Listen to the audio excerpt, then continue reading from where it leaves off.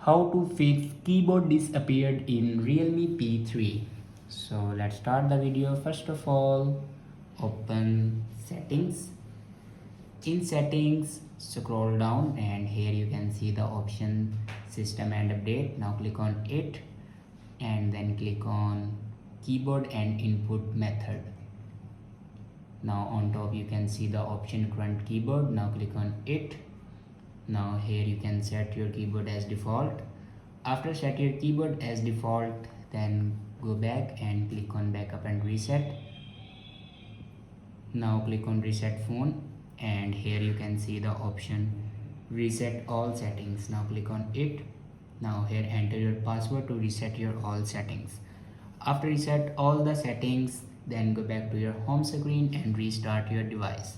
For restart your device, press and hold power button and then swipe up to restart your device. After doing these steps, your problem will be fixed. I hope this video is helpful for you. Thanks for watching.